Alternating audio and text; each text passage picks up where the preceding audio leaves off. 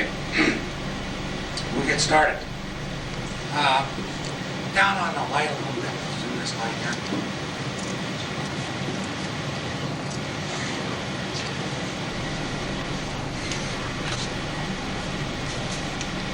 That's good. Okay, I said I was going to talk a little bit about socialized dentistry. The individual who had this mouth in life was a brigadier general, a general officer in the U.S. Army. And he had been in the Army for 37 years, I think, something like that. And he had the finest dentistry that social dentistry could do for him. Now, just looking over this a little bit, we have a whole conglomeration of every kind of filling material known to that day. One would kind of expect that there was some problems maybe in those anterior teeth. But when I looked at this mouth, I was trained to coronate all the teeth. And I was going to clean it up and remove all of that extraneous filling material and make pretty crowns for him. Fortunately, I only did half of his mouth, and then he got very ill and he expired. Now, I don't have in my records whether I left any metal restorations under the teeth or not, but I'd like to read you his death report from the certificate of death. Death was caused by immediate cause malignant melanoma, but on this report they don't tell me where the melanoma was. However, it was metastatic to the shin. What is that? That would be lumbar, maybe 4. Okay, as a dermatome. Lungs. We can see that the lung teeth are involved here, the upper bicuspids and the lower molar, and the mediastinum and the liver. And look at that lower right cuspid there. It is so corroded that it's a different color than the rest of them. And of course, underneath the beautiful bridge, we have an amalgam tattoo. What we have to start thinking about are medical consequences of our treatment. And I don't think I really have to address that to anybody here. That's why you're here. You're concerned about that. But most of the dentistry in the United States being done, there's no thought given to the problem of what they do, to what dentistry does to the individual. One of them, let me get this over there.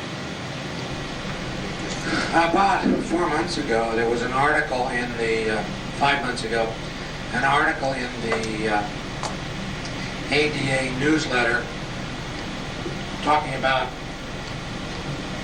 they'd given somebody a $7 million grant to teach AIDS-related prevention, I guess, to dentists. So I wrote this guy a letter.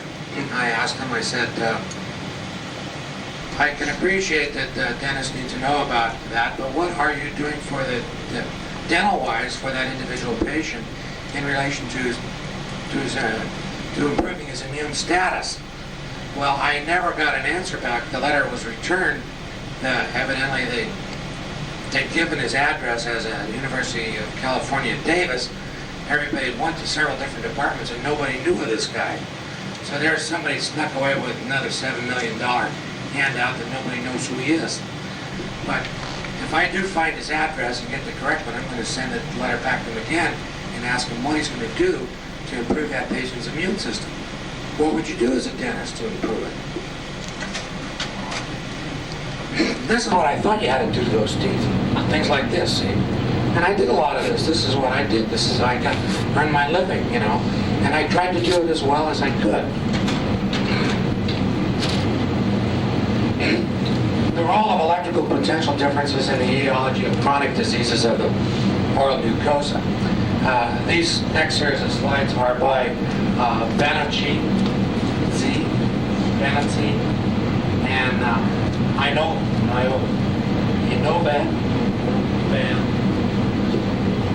and these concern mainly the leukoplakia. And what we want to show here is that lichen planus and leukoplakia can turn into cancer. So what we're talking about in electrogalvanism is a cancer, a factor in cancer etiology in the mouth.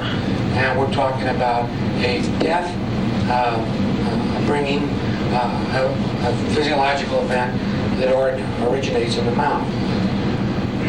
Differences in the water content or pH of the cement may explain the potential differences experienced between gold inlays. The two gold inlays act as a concentration cell. The resulting potential difference is proportional to the natural logarithm of the ion concentration surrounding the two metals. This likewise refers to amalgam fillings underlying with cement, or in cases of identical metal crowns on intact teeth. After a cut, metals repolarize and the original potential difference is again measurable in about an hour. In the half hours, it'll come back too. In the oral cavity, this polarization of metal parts may arise independently of measurement when, for instance, in the case of occlusion, two metal fillings are short-circuited by an antagonistic bridge, which causes permanent intense electronic strain. This is polarization takes place on the surface of metals. It changes their electrochemical behavior, and therefore, even in case of identical metals or alloys, a measurable potential difference develops between them. When you have this, you also have, let's take the problem of migraine headaches. It's very possible, in my practice, I've alleviated chronic migraine headaches by removing dissimilar metals from teeth. But it's very possible that all of those people suffering from migraine headaches are suffering from the effects of electrogalvanism caused by dissimilar metals, or as we find right here, same metals in the teeth. Every amalgam put on an amalgam, different manufacturer, different formula. Dissimilar metals looks like the same to me. Reminds me of Hal talking about removing the negative fillings first, making a big point of this. The ideal way that the filling should be removed is in the reverse sequence of way in which are replaced. It's called retracing. It's a law of healing. It's Herring's law, from the top down, from the inside out, from the inside out, from the top down. There's another part of that. And in reverse order. And in reverse order, yes. On the basis of the present experiments, a parallel cannot be drawn between the severity of registered chronic oral damage and the magnitude of the potential difference. That's 1961. I'd have to say the greater it is, the more likelihood it's going to cause a greater problem. The subject's individual endurance and constitution reaction play an important role. And that again is the crown system, the basic regulatory substance. If it can respond, then the patient has what's known as resistance to the problem. The gravity of pathological changes in the mucous membrane was not always in proportion to the magnitude of potential differences. The individual response of the organism was decisive. Now that depends a whole lot of things. Maybe this would be a good time to discuss the idea of psychoneuroimmunology. You hear this thing, psychoneuroendocrine immunology. It's not psychoneuroendocrine immunology, it's psychoneurocrineodental, cardiovascular, biometric, geopathic, electromagnetic. You can go on, the list is endless. Every ecological thing that you can think of, that's what it is. It's the total picture. And it's all related through the stress on the organism. Hans Selye was right. There's a general adaptation on these things, and you exceed that adaptation level and the thing starts to break down. It's the antioxidant adaptation that Stephen Levine talks about in his book, which you can get from allergy research out there. And you want to look at that because they're bringing in the nutritional elements with the right valences, with the right electrical magnetic charge to counteract the oxidation states that cause the free radical damage.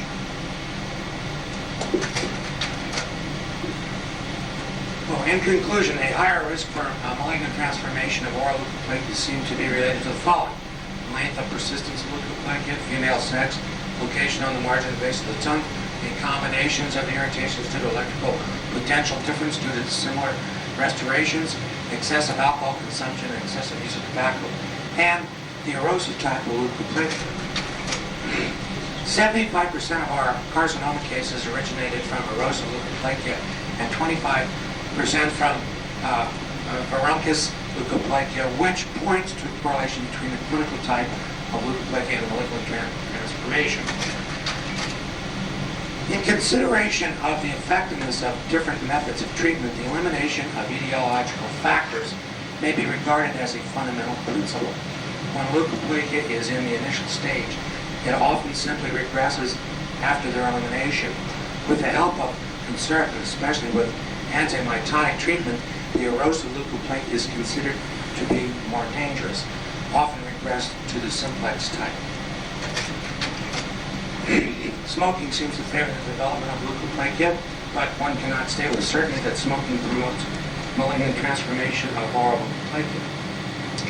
The role of mechanical factors, alcohol, and electrical potential differences seem to act mostly in these cases, where several etiological factors may be demonstrated. These are all negators of the residual antioxidants. Stortebecker in his books gives rationale about why we see a divergent responses to this amalgam problem, and he sums it up as the various amounts of antioxidant that each individual has, that their nutritional reserve or their continuing ability to fight the damages of the free radical formation, and it's a good model of disease, of free radical damage. And I don't think he knew anything about too much about free radicals because he doesn't talk about them. According to the previous investigations, a correlation between the clinical type of leukoplakia and malignant transformation could be found. The present results confirm the higher risk of malignant transformation in erosive leukoplakias, as 25.9% of these cases develop cancer. Okay. Cancer is a sad thing. When I first started out as a dentist, I took some postgraduate work in the University of California, and I wanted to learn prosthetics, so we were doing prostheses for cancer patients. But we never really completed many cases because they were jumping off the roof or blowing their brains out. After they had the radical neck dissection, I mean, they didn't think a little cosmetic obturator that was so much benefit to them. And at that time, I thought to myself, why can't the surgeon look for a better method to treat these people, you know? And my God, I just saw in the alumni newsletter, the thing that comes out, the same people are in the same department, and they're still doing the same treatment. They may be doing it a little bit better, but it's the same treatment, and the people are still killing themselves. They're not only dying of the cancer, but they're dying from the psychological effects of the disfigurement.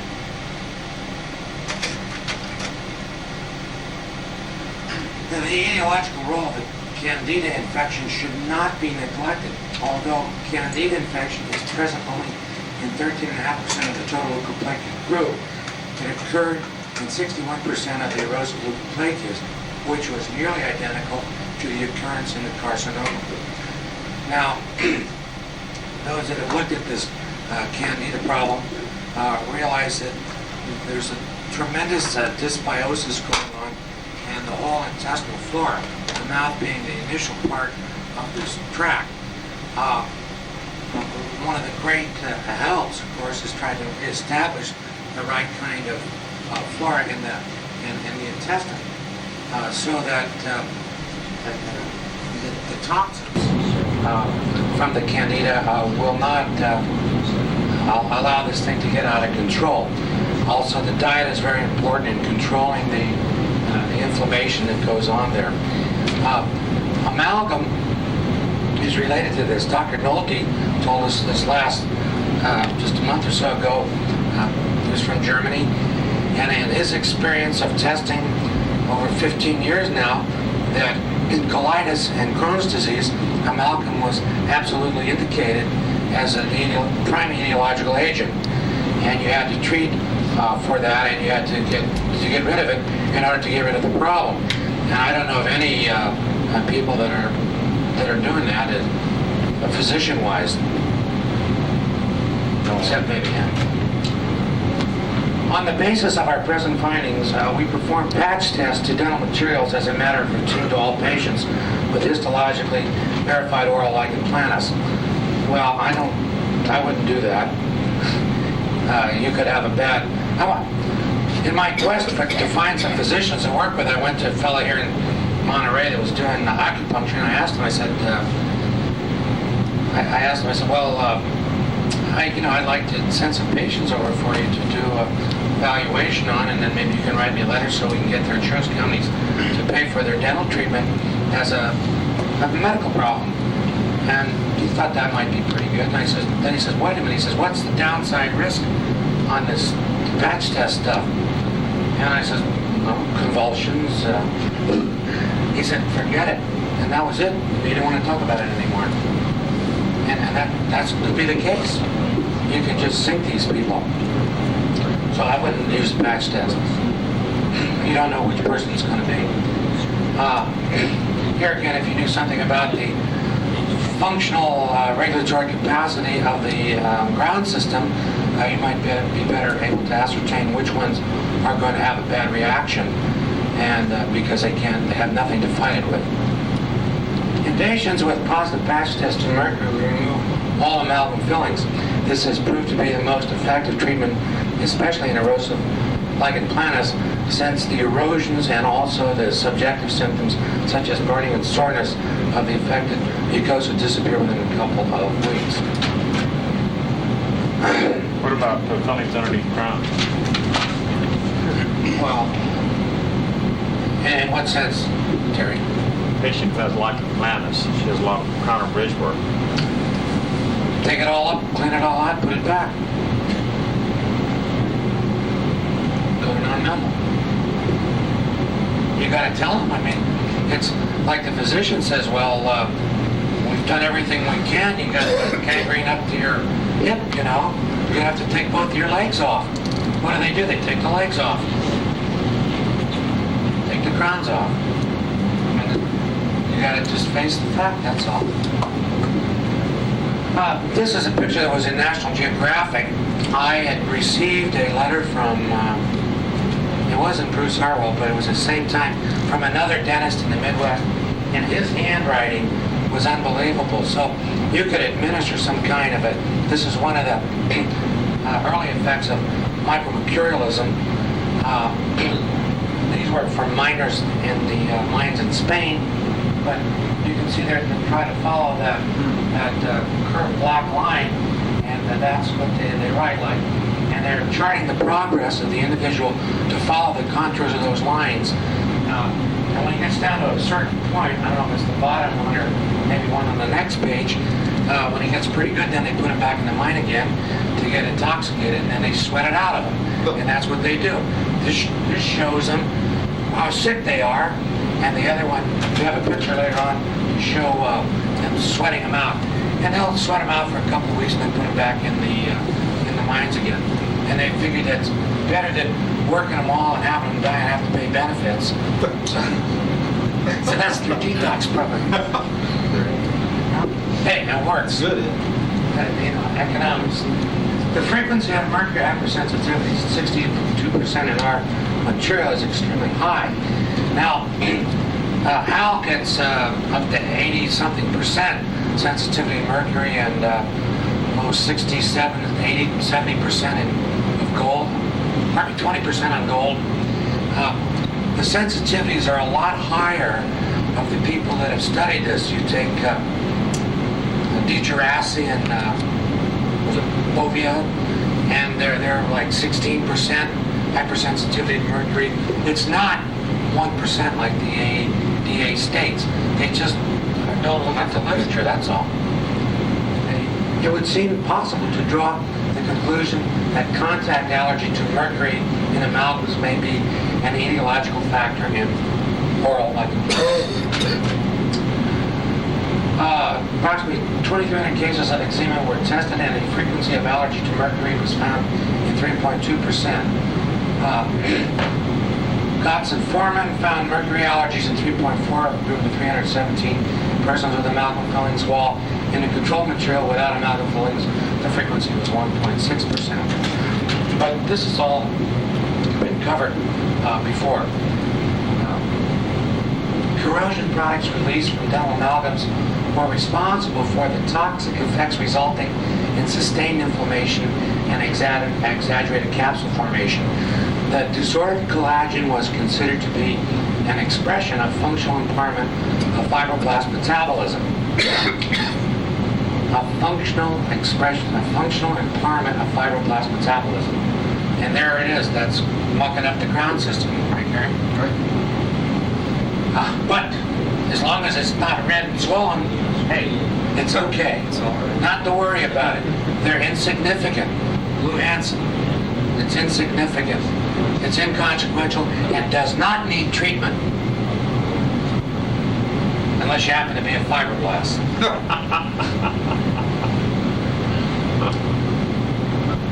Metallic corrosion products are found mainly within macrophages and the active fibroblasts, which form much of the cellular component around the implant. They were also found on collagen fibrils. And the reason why is they got the sulfidal groups, and the mercury attaches to the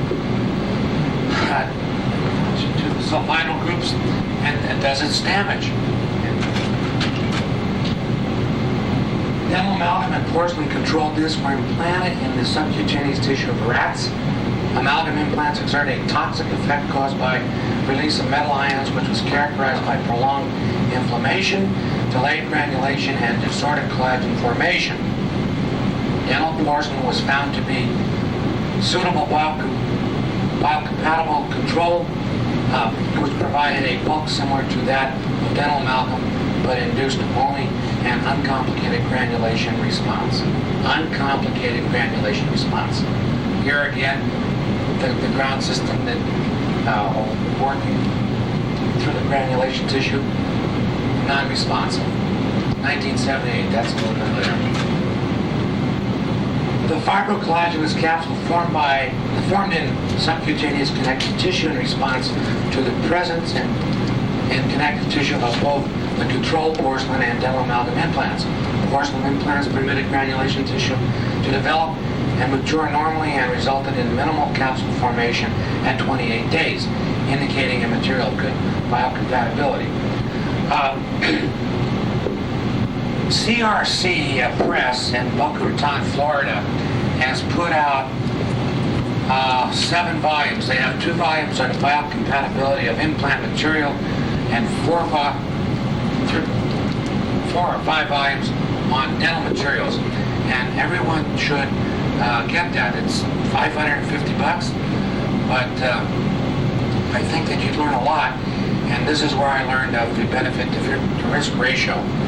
I think the fellow's name that edited and published most of this was Williams, and it's well worth having because everything in great detail. And I hadn't taken any material from that at all. We're just beginning to open up this box and take a look and see what's been going on. No one is looking at it, especially from the ADA. What's the name of that again, Ed? There's 4 volumes on the biocompatibility of dental materials and 3 or 2 volumes on the biocompatibility of implant material, such as prosthesis, Italian, vanadium, ceramic, whatever, the hips and all the rest of it. And it goes into that.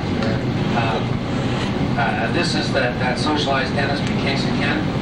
And my idea was just to take and unify the appearance of this, make a cosmetic correction and maybe a more comfortable functional correction of this thing. And I didn't realize that the individual, of course, was as sick as he was. But I'll tell you now, we'll see something like this, and you can do it. I'm going to take a lot better look at it. That's the other side. This is the only article, first month of 1987. Some oral surgeons from Bethesda, Navy, oral surgery, medicine, and oral pathology. Amalgam tattoos are common oral lesions. The case presented here involved a 33-year-old woman who had had an amalgam tattoo for 2 years and complained of a localized soreness and occasional swelling, as well as systemic symptoms of weight loss, fatigue, sinusitis, and headaches. After excisional biopsy of the lesion, the patient's complaint ceased dramatically.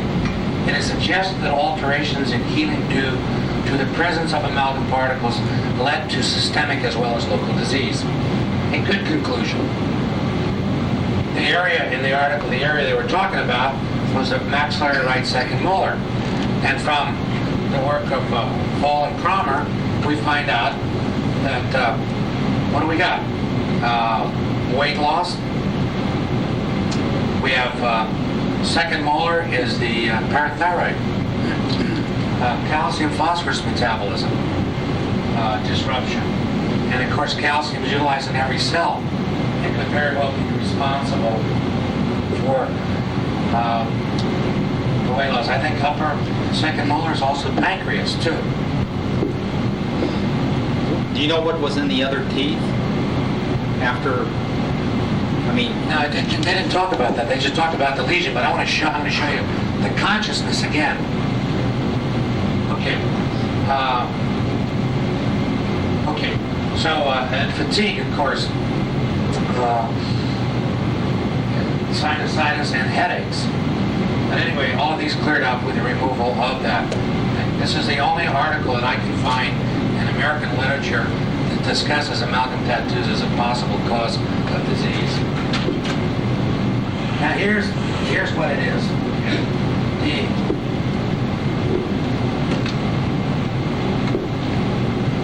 This is the first picture. This is the amalgam tattoo as it presented itself.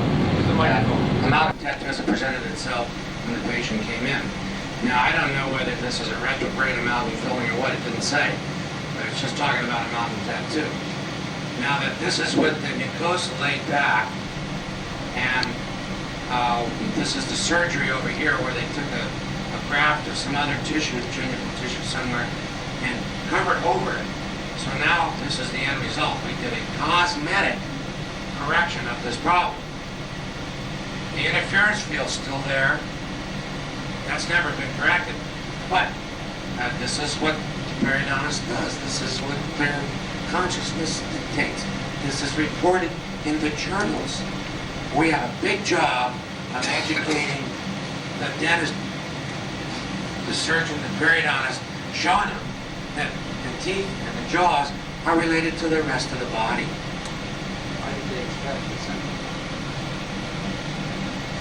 I don't know whether they did or not. Oh, maybe that was a bad. Looks like it has. It may be right. They may have taken this one right here. Well, maybe it was one of those. Probably did a retrograde. One of those retrograde amalgams that didn't take, huh? Do any of them take? They take that patient for a ride. That's another practice that's got to be stopped. Okay, the migration of colloidal particles under the influence of an electrical field to the electrode of the opposite polarity where they discharge and may be deposited is called cataphoresis. Inasmuch as the saliva is largely a solution of colloidal particles and a difference of potential exists between the restorations, it is logical to assume that cataphoresis may occur. This deposition of particles could act as an insulating film, further preventing the flow of current. Well, that's a possibility. The efflux of metal ions from metal restorations and their penetration into dental tissues has been studied with the use of sophisticated techniques, neutron activation. The results show significant concentrations of metal ions in both enamel and dentin from amalgam, chromium, cobalt, and cast gold restorations after short periods in or on teeth. The highest concentrations occurred in regions closest to the restorations, especially within the dental tubules cut during cavity preparation. The fluid in those dental tubules is one cell away from the mesenchyme. The only thing between it and the mesenchyme is that layer of odontoblasts. And I don't know how contiguous that is. Penetration of gold, zinc, and copper ions from gold inlays into tooth tissues and adjacent marginal gingiva was studied by means of thermal neutron activation analysis in combination with gamma spectrometry. The results show that gold, zinc, and copper from gold inlays penetrated to a great extent in the environment of hard and soft tissues. This is a disturbance to the body. Possibly those elements could be in the body in trace amounts, but not in the amounts that we're talking about here. This is all stress. This is electrochemical stress. The metal ions have electrochemical properties. They have charges. They have valences. They have all kinds of properties that aren't supposed to be in there, especially coming into the body in this manner. The penetration of gold and copper into the marginal gingiva was more pronounced than that into the tooth substances. The reverse was true for zinc. The present study did not show any differences in the ability of metal ions from different gold alloys to penetrate into the surrounding tissues. I don't know what that refers to. And 20-karat gold alloys and heat-treated, homogenized, and untreated cast gold inlays had the same effect. It was also shown that the use of pure cohesive gold or nearly pure cast gold restorations or heat treatment of gold castings for sufficiently long periods to reduce the corrosion of gold restorations and the penetration of corrosion products into dental tissues. The use of cavity liner was found to prevent migration of corrosion products from metal restorations into teeth. Now here again, cavity liners are all great and well, but when you take and put a cavity liner on that cut dental tubule, you are now forming haptens with whatever that thing is composed of and any protein that's floating around in the body. And that forms antigen antibody complexes. Now you got to deal with that. Another load. And that's the case. I may sound a little bit strong about this, but I think that's my conclusion. You know, somebody will say, well, it doesn't make any difference. Why worry about it? You're only concerned about fixing teeth. We're trying to make people healthy. I think that's what it's about. And we have to understand all the factors that go into causing the real health. The ability of silver, calcium, cadmium, chromium, mercury, magnesium, manganese, nickel, lead, tin, and zinc ions to depress the nerve activity regardless of the way in which it was induced, makes it unlikely that these ions interacted chemically with the nerve activity inducing substance, thus eliminating its ability to induce nerve activity. A more likely explanation is that ions exert a direct effect on the nerve membrane, thereby reducing the nerve excitability. If we don't get to it, these heavy metals act on the enzymes at the transmission. They act on the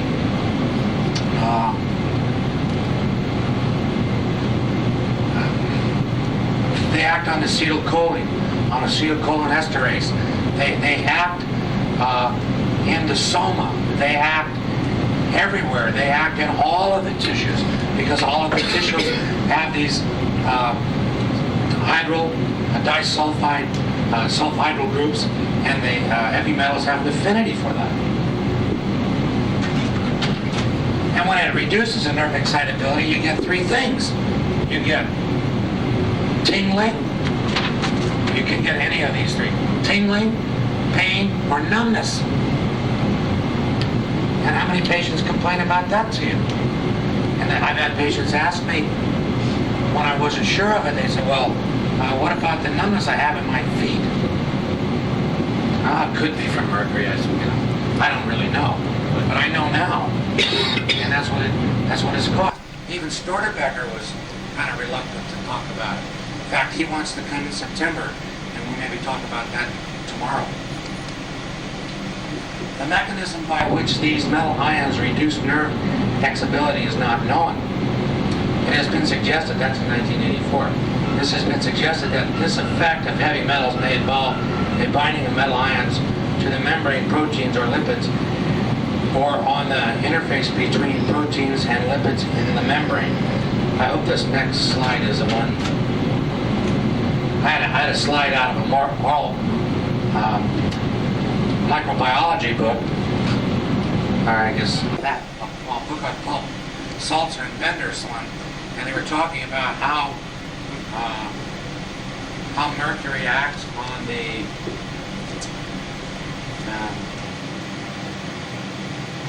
how it attacks the sulfhydryl and sulfide linkages of the microorganism to inactivate the microorganism. They were talking about how mercurial preparations destroy the microorganism. Not only does it destroy microorganisms, it destroys human cells because it didn't have the same physical constituency on the membrane.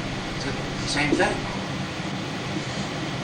In our experimental model, these ions decrease the interdental nerve activity induced by stimulus with different mechanisms of action. The spontaneous activity observed in cavities with pulp exposure is probably the result of the trauma to the pulp.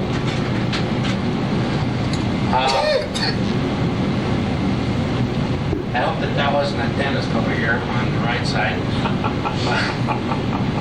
but it could very well be. When I went to Germany, I don't know if I can put a picture in here, but I'm sitting there with the head decoder on, and so I get the readout, and my face is all, the brain is functioning, and the jaws are functioning pretty good, but right across here, right at the base of the skull, is like shut down. All those three little bars were all together. There was no activity at all, no responsiveness, and it's the olfactory organs where you breathe in this mercury vapor, but in other words, we're intoxicating ourselves. We should get combat pay for taking that stuff out, and it should be a whole lot more done than we're doing for it right now. I can tell you that. We should really be protecting ourselves even greater. And anyway, I had this decoder thing, and I gave it to Ralph. I said, "What's it mean?" He says, "The dentist." He says, "That's what he sees in the dentist." And Storterbecker was right, that one of the main avenues of absorption of these particles is through the olfactory organ. Harry. Yeah, what's your CDS code for combat paper, Nelson? It's 666. Does that spell S-I-X Put or me as a reference. S-E-X? It's a mark of the beast. Okay. The results of the present study show that the presence of metal ions in the vicinity of intradental neurons influences their excitability.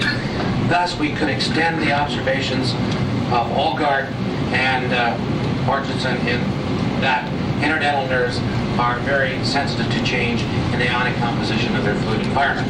Now, I'm going to skip through a lot of this. That's talking about where these things are acting.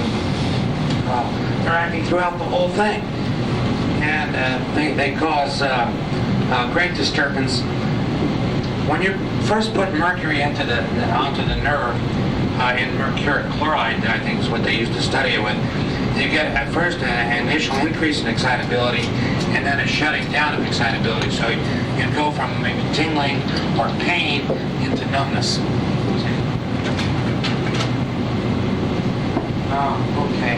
How many more slides on this thing? I want to get carried back. We got an awful lot to go yet. We're not going to make this thing. You're on number 72. Okay, well, I got about 8 more. The general immune surveillance system with a thymus-dependent lymphocyte component seems to confer protection against certain bacterial, fungal, and viral infections in neoplastic cells, against foreign tissue transplants, and against intercellular parasites. Cell-mediated immunity involves memory and effector T cells, macrophage, and accessory bursal or bone marrow-dependent lymphocytes, B cells, and makes up the surveillance parameter. On the other hand, the humoral immune component, which mediates its effect by the B cells, confers protection through the plasma antibodies. Antibody activity is facilitated in turn by cofactors including complement proteins. We looked at that this morning.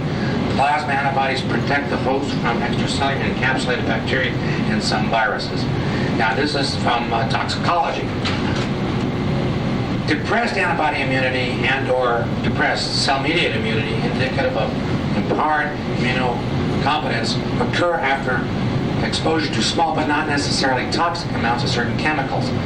2,3,7,8-T, P-dioxin, 2,4,5-T, heavy metals, cadmium, cobalt, chromium, nickel, lead, and organometallic compounds such as methyl mercury chloride and polybromo and bifenols, and pesticides such as carbonol, carbofuran, DDT, dieldrin, and methyl parathione.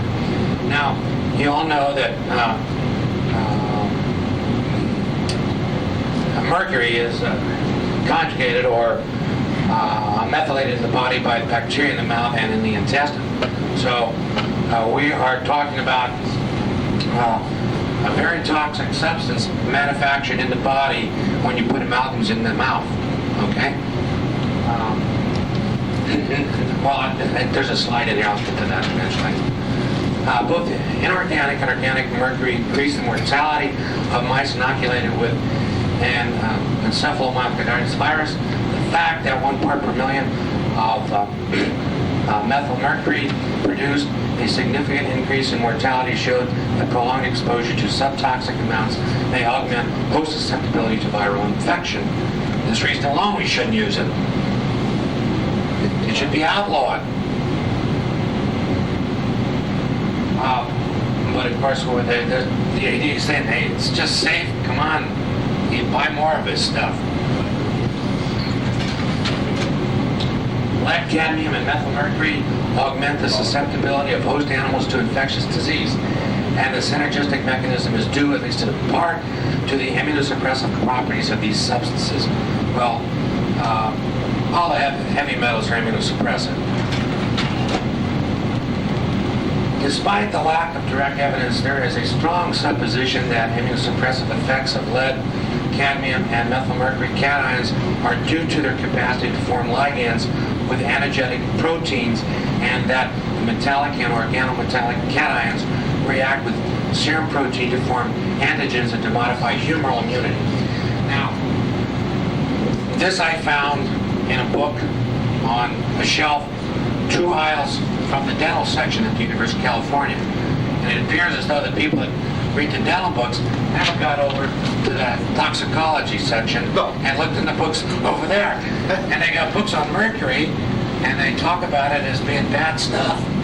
But evidently, I guess the AD confirmed some kind of magic on the individual by allowing him to place that in the mouth and rendering it harmless and utilitarian and useful.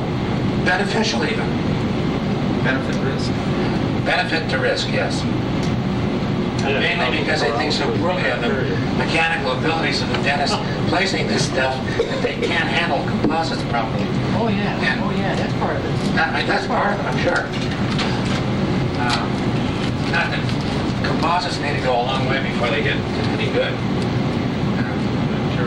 The fact that chronic exposure to lead decelerate IgG antibody synthesis implied that the memory cell or T helper cell was affected, as the IgG response would be more dependent than the IgM one.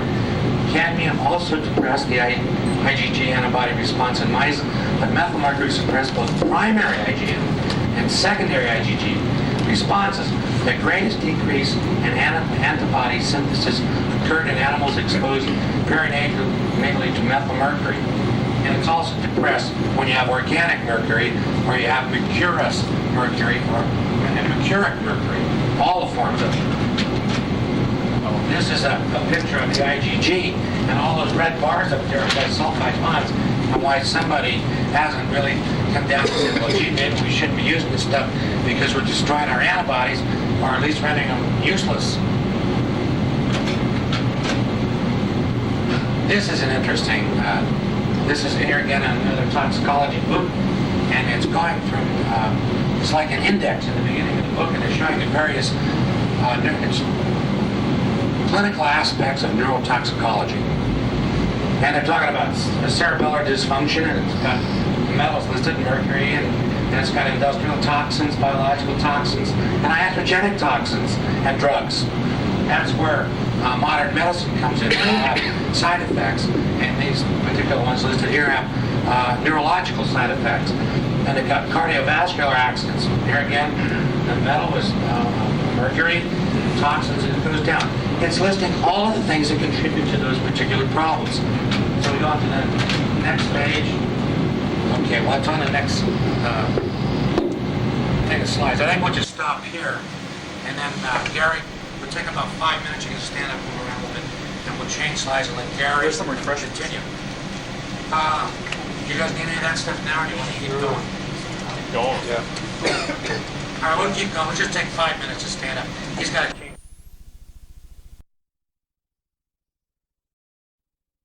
And he goes, well, what do you mean by that? I said, do you know what the word sincere means? He says, no, it means sincere, without wax. Okay? So if we can eliminate the wax from dentistry, then we eliminate all those castings, and then we don't have to do it. So if we become more sincere, I think we would do our patients a better service. So it's Gary's turn again. And we got to speed it up because we're not going to get through all this stuff.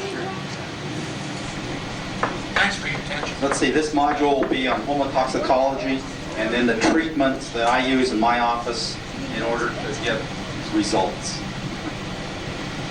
If you, one thing, if you already have one of these books, don't take another one because we want to hand these out.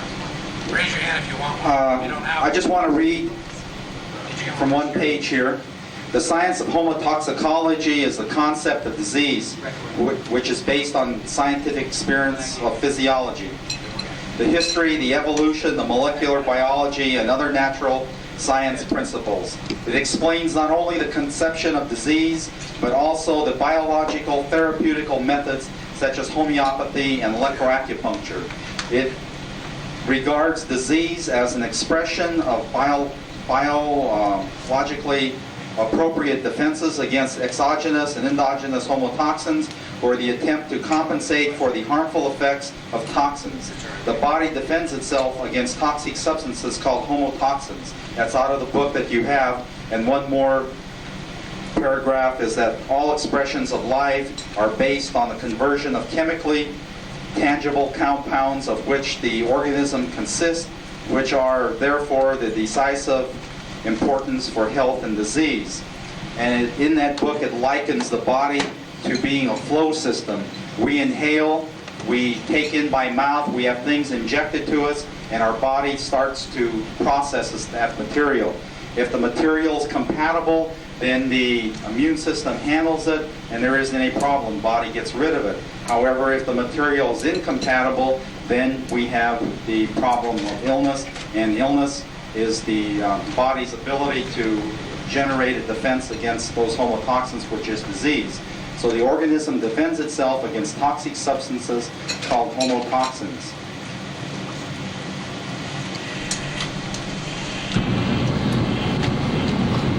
Is that development? Yeah.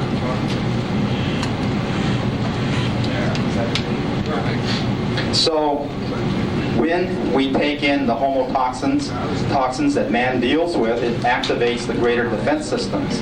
And this is what Reykjavik has in his book of the 5 defense systems: the reticuloendothelial system, the anterior pituitary and the adrenal cortex, the neural reflex system, detoxification functions of the liver, and detoxification of the connective tissues. So those are the greater defense systems that get activated. And like I said earlier this morning is that when you have a specific laundry that is unclean or dirty, then you get the correct cleansers and solvents to clean, and at the same time that you're doing that, you're activating these defense systems. In its war against homotoxins, the organism tries to repair what has been damaged by poisons, toxins, chemotherapeutics, and other materials. This chart is in your book, and you may want to turn to it. It may be a little clearer.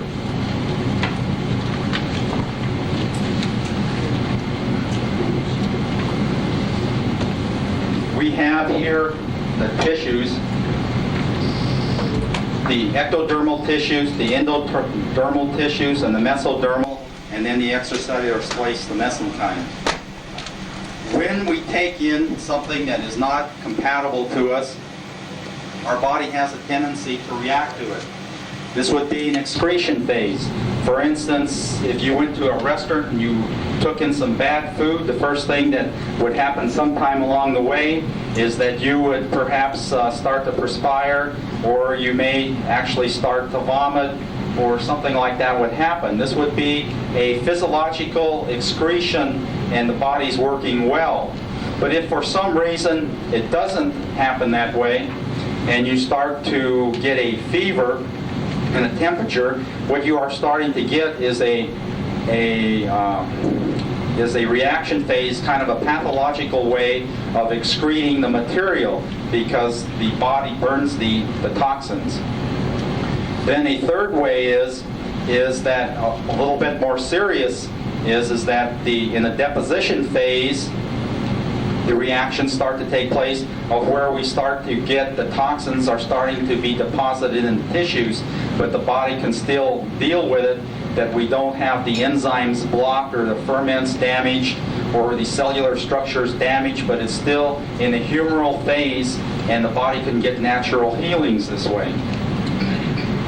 Now, in some cases, you'll see, say for instance, if a patient is in this here where they have the angina tonsillaris, if the patient is in lymphodermal reaction phase, say a person is given an antibiotic or takes aspirin, he then will suppress the greater defense systems, and then the person starts to go someplace in this deposition phase or into these other phases. A lot of times we'll see people then, it's like having too much trash in your ground system.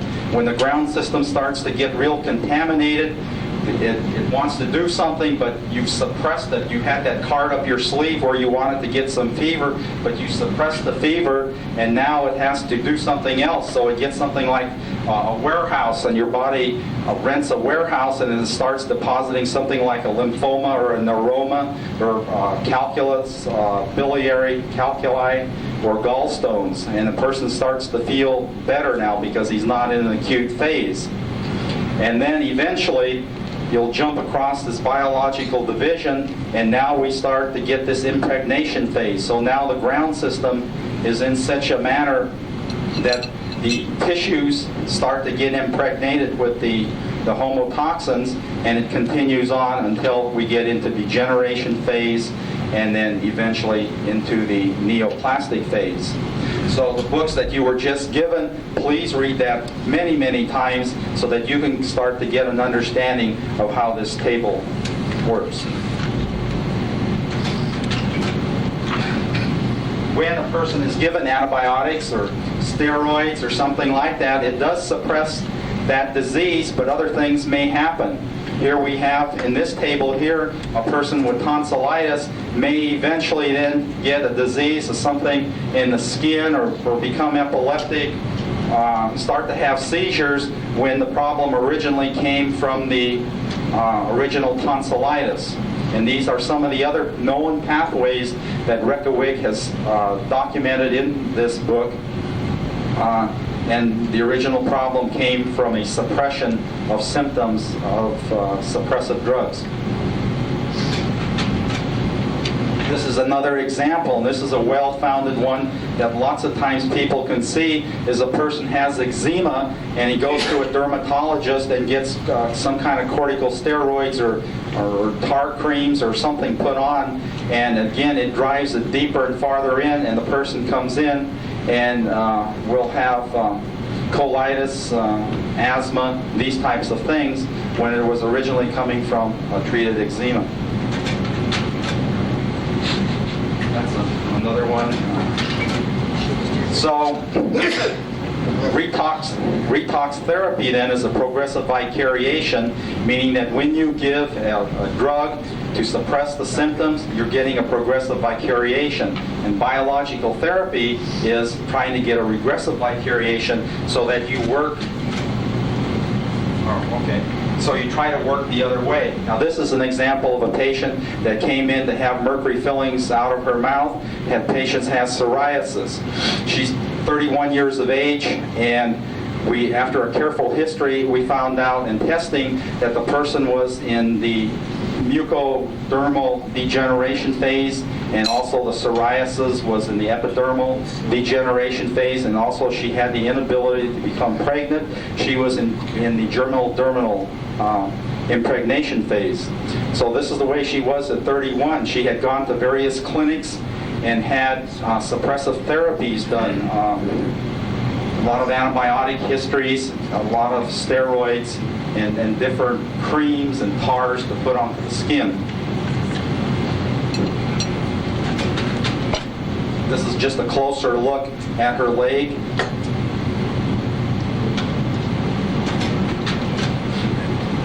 Another part of the leg, and another part of the leg. So in getting the person ready for amalgam removal, we will find out what the major problems are, which nosodes are needed to be cleaned, and we started in with this individual. And this is the way the patient looks 60 days later. She still has her mercury fillings, but we're just cleaning certain tissue compartments.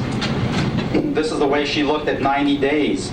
Now, after about 90 days, she starts experiencing some problems. She starts to get tonsillitis again, because now the body's starting to become very regulative, and she's able to deal with this, but all of a sudden she starts to feel bad, because we said in the table, when the person gets that warehouse and puts all the trash in the warehouse, he doesn't feel bad any longer. When you get a regressive vicariation, the person starts to hurt again. The person got tonsillitis, was on a trip away from me. She got antibiotics. She came into the office. She says, "What's wrong?" And this is where she came in. So again, we washed out the amoxicillin and some of the other products. This is 4 slides of the way she was coming in. We went back in and started the regressive vicariation again, explained it to her, it made sense to her, and this is the way she looked 60 days later with the skin. So when you see something like this, especially with skin, it's not some person just telling you, "I feel better" or something. You can actually demonstrate it. So this is a good example of a regressive vicariation on this individual. One other thing is that the person 2 weeks ago wrote us a letter, and she's gotten pregnant for the first time in her life. And she just says no more will she ever be on drugs, and she still has the mercury fillings in her mouth. She had told us they were going to buy a new pickup truck, and they decided not to. They were going to take out the mercury fillings, and so that they could get pregnant. And she got pregnant at 31 after trying since 21. For 10 years, and so still has the mercury fillings in her mouth, and so now obviously we can't take them out. She is pregnant. This is what we just saw here. Is the person was going in a regressive vicariation from the ectodermal degeneration phase. We were working this way in the chart. She got the antibiotics, and she got back into a retox, and it actually got worse than it ever was before in her life.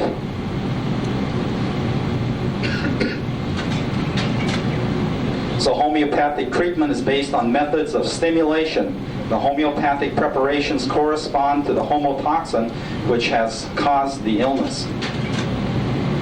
And the therapy is characterized by a mobilization of the secondary reserve defense systems which are stimulated into action by means of the symptomatically similar and potentized homeopathic preparations.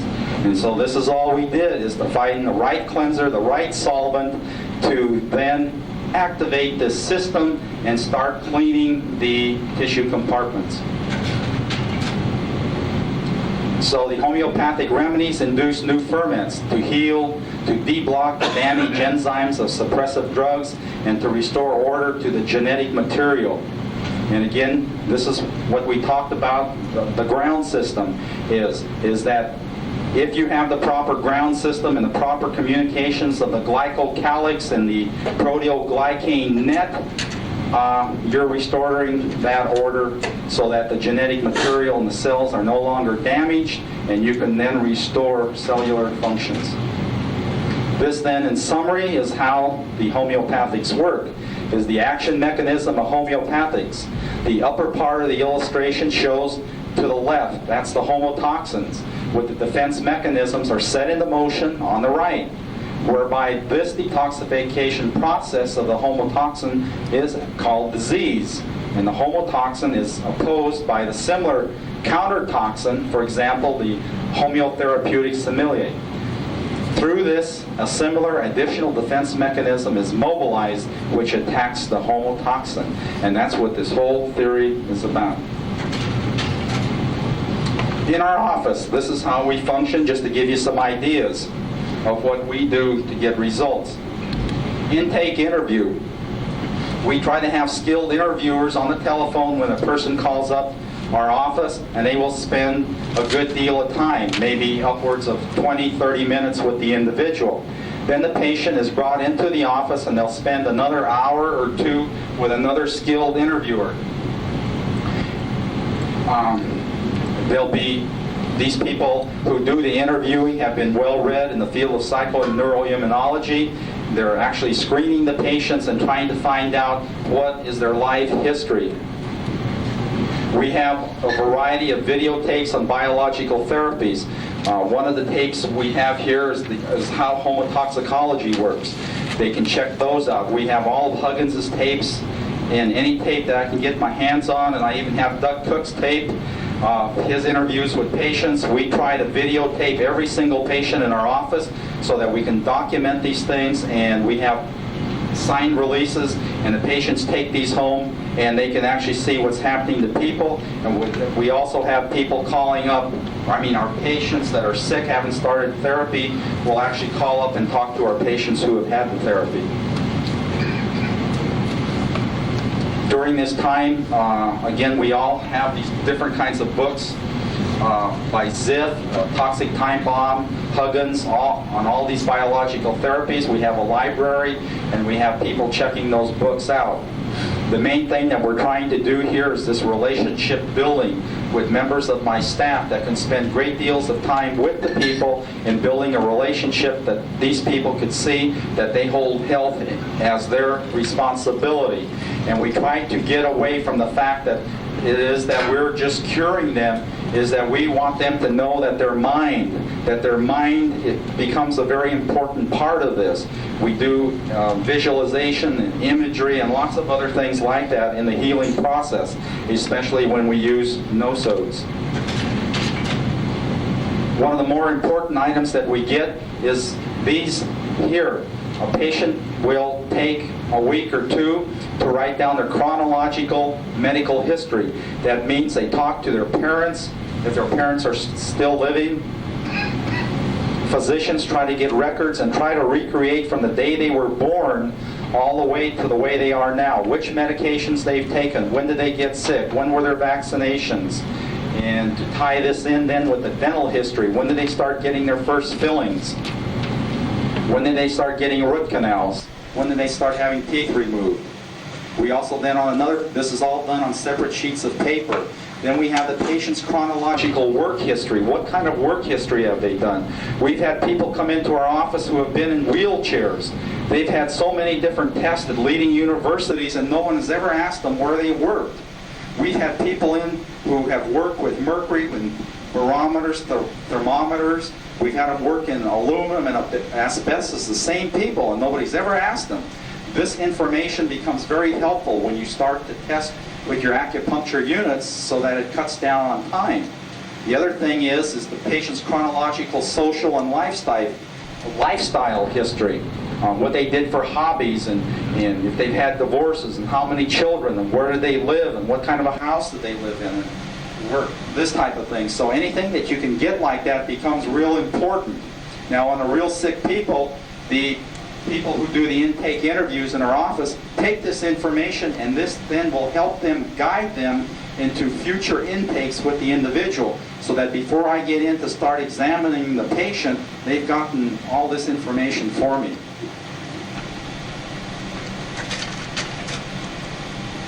Then we have them list the specific complaints, listing from the most important to the least important. So we have that documented, they date it, they sign their name to it, and we know where they're at. And then I try to go through these different charts that you see on the wall and see if their teeth are at all contributing towards that factor. Some of the diagnostic records that we take in our office is charting all of the existing fillings and restorations, and if there are any tattoos around the tissues.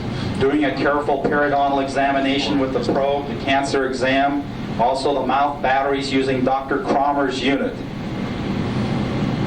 We do pulp vitality testing on every single tooth.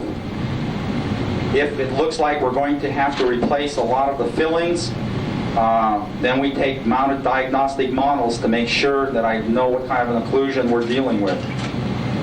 We do a TM joint exam. I truthfully believe that if the TMJ is out of balance and the bones are not in harmony and the teeth are not in harmony, then it affects my acupuncture testing. And so before we do any acupuncture testing in our office, we always make sure that we have the proper craniomandibular situation right with a splint in there.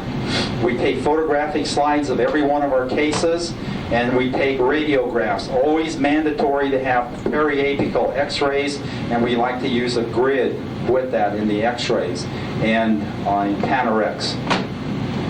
Blood tests, sometimes we take immune tests, but not too often. But we always take a SMAC 23, and we take white blood cell differential. Nutritional assessment, this is filling out a diet survey for a week, and then we mail that in and get a breakdown exactly of what the person is eating. And then for the hair analysis, we're looking for the contaminants of heavy metals and the other things that you all know about. The kind of testing that we do in our office is I sincerely believe that Dr. Kramer's testing is the best in the world. Ever since I've learned that has been the biggest, probably the best thing that I have ever done for patients, is we go tooth by tooth using his techniques that he'll be showing you in the next 4 days, so that you know each tooth and what each tooth is like. Because you can have pulp tests that show that the tooth is vital. When you then check the tooth, you will see that it has a chronic pulpitis or a gangrenous pulp or a variety of things. So that you could have dead teeth in the mouth that give vital readings, but with the Kramer test, it's foolproof. You know exactly what you have with the teeth. You can tell how much stress is on each tooth. If there's a weak stress, a strong stress, or a medium stress on the mandible or on the maxilla, you can, if you got molars that have amalgam in them, you can tell how many vials of amalgam it'll take to balance it. So it's a technique that you really need to do if you're not doing. For my short testing, I use the Thompson technique. If I'm not sure how the patient is going to take the treatment, I'll use a shortened version of it. I use the Volt testing of the hands and the feet, 3 or 4 different points on each finger or toe, each meridian. Sometimes we do the Vega testing. I don't feel like I'm a real competent Vega tester, so I don't always use that, except I use it for geopathic stresses. We do, I have the Kern Pharma allergy test kit, both the food, food and non-food ones, and so we check for allergies, and then again we check for every dental material that we're going to put in the mouth. In the test kit we have lots of different composites and lining bases and different types of golds and this type of thing. Again, everybody knows this here, but these are just some of the points that we do, and like I say, I always do a control measurement point and some of the significant points on each one of the digits, both right hand, left hand, and also the feet. And then I do also nosode checking of about 128 different common nosodes. The biological therapies that I use the Mora therapy, neural therapy, and then for nosodes, when we start to work with a patient, I don't just start in with this remedy has worked in the past with somebody else. Every medication is tested with the individual. So before we take out any teeth to prove to people, we will use these nosodes of the odontogenic foci and fields of disturbance. They may come into our office and we inject them every week or twice a week, or sometimes we have patients do their own injections into their mouth into certain points just to see sore shoulders or knees or something like that get much better, and then they become convinced that they do have fields of disturbance. We use potentized dental materials. Before we start taking out the fillings, we find out if a person needs a silver amalgam 6X or any of the individualized components of the amalgam material. Usually, I will start in using like silver amalgam 5 or 6 D6. And then as we get into treatment and I get into the 30 or 60 range, then we'll start in with the individual components of the potentized dental materials. That's the silver, the copper, the tin, and the zinc. The nosodes that I use, the chemical toxicity ones, is that from Pasco, we have a kit that has about 128 different nosodes in it, and we check those on 3 or 4 meridians of each person to see where the common problems are with the nosodes. And then we have also a kit that Dr. Voles made up with all of the different herbicides and pesticides and things like that, if their history shows that. Especially where I live out in the farming community, we have a lot of different chemicals, and we need to go through those. Then we use the chakra remedies and also the meridian complexes by Kern.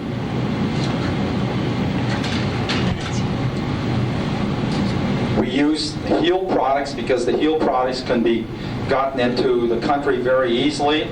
And again, we check for those specifically. What I have done in organization to speed up the process is I have test kits for each meridian. With what I feel, I upgrade which remedies will work. So people that are helping me aren't searching through a bunch of test kits. Make up test kits so that, say if you have an imbalance in your lymph meridian, that you can go to a specific section of a test kit or just a specialized test kit, and you have your most 20 or 30 most common combination remedies for that. So I have this on a list that I typed up. So this would be like for the large intestine, I have maybe 10 or 12 different remedies, primary remedies and secondary remedies, and I upgrade these every so often when I have time, because I start to see that there are certain remedies in my locality that seem to work better than the others do. So I encourage you to develop a system like this so that it goes a lot faster.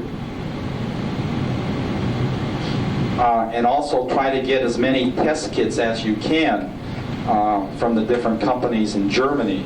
Here in our country, we can get Holbon test kits, which are very good, and we can get the Heal test kits, and also some of the Stoff and Farmer. But there's a company called Nessman that has a very nice organized test kit, which Ed has one here. It has colored bottles in it, and you can test a particular meridian. This happens to be what the chart looks like, and they're color-coded with different colors. And if we get to start checking, say, a liver meridian or a spleen meridian, you can go right to this chart and go right down the bottles, and all you need to do is have an assistant that can read the colors for you.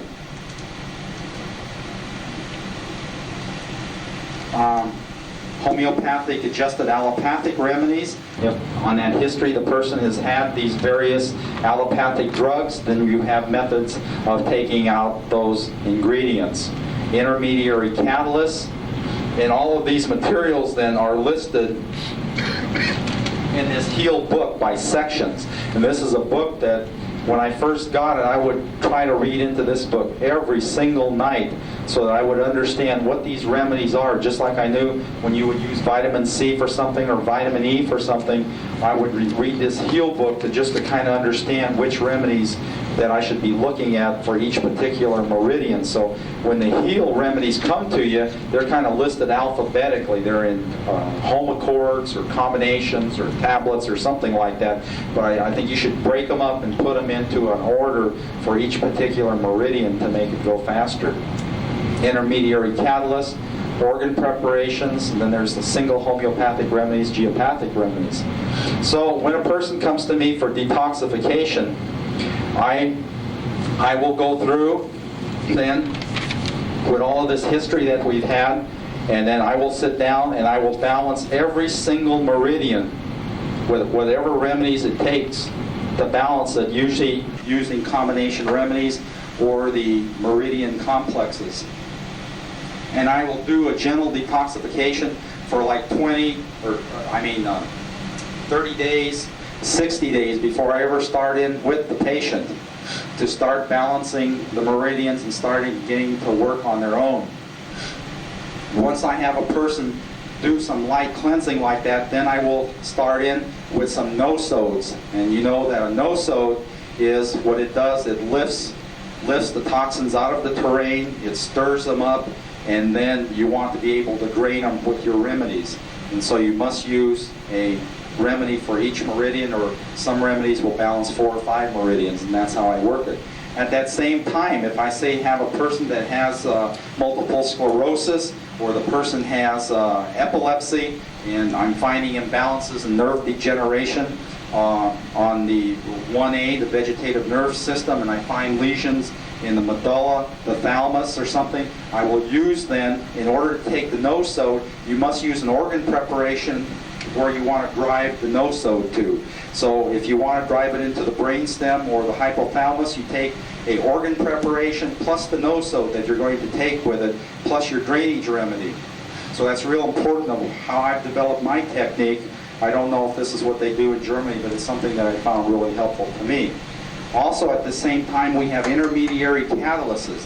I use the B section and use those of glyoxal and ubiquion compositum to start to get a rapid unblocking of the intermediary catalysts which have been blocked. Because as you know from the ground system, when the glycocalyx has caused a problem with the basement membrane, and you have the disruption of the nucleus and the intoxication of the cytoplasm of the cell, you have to start to change that communication, and that's why these enzymes have been blocked, and you must use these intermediary catalyses. These catalyses, there's a section in there that has what you do after you do a gentle cleansing. Then it has listed what you would do for like 1 week, and you take 2 or 3 vials and inject it every week of a different thing of the citric acid cycle, and you repeat it 2 different times, and that is a real awesome therapy to be separated a month by month, and it explains it really well in this book. It's something to really behold.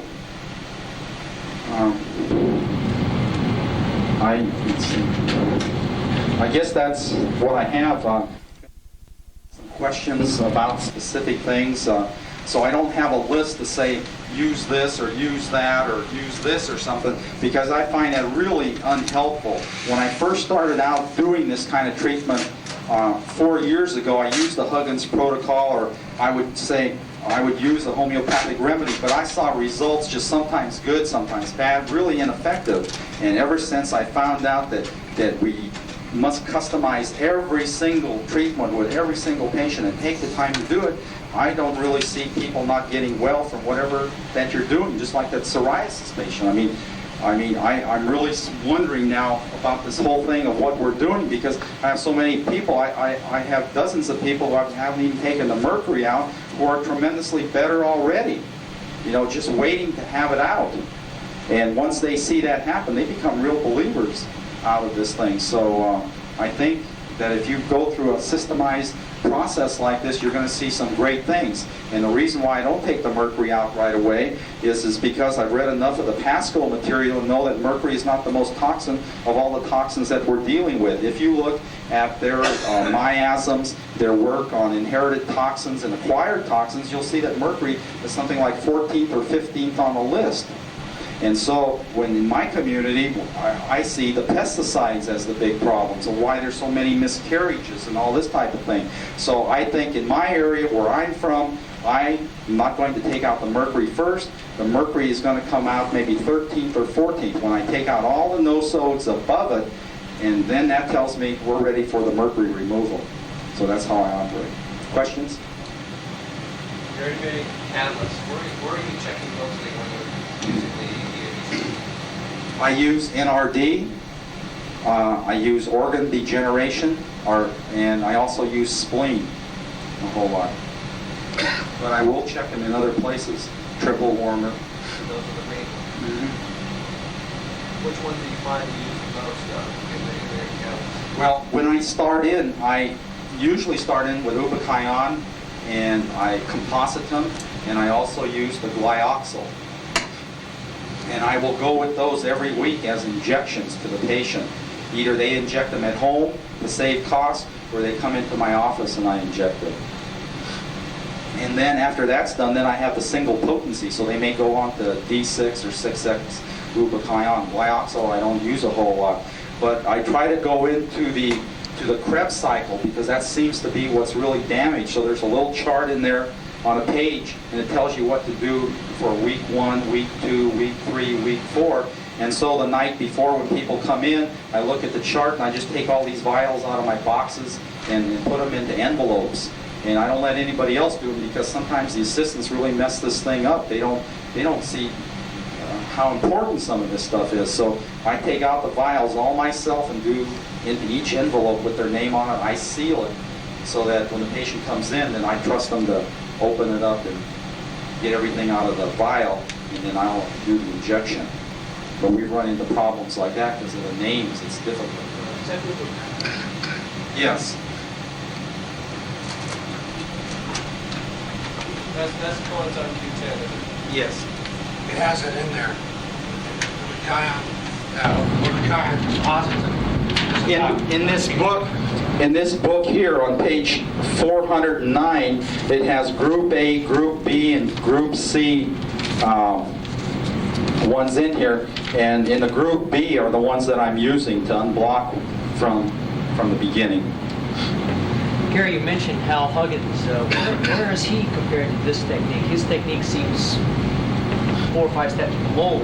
Well, I haven't taken a class from Huggins for 3 or 4 years, and when I took it, it was basically vitamins and minerals and things like this.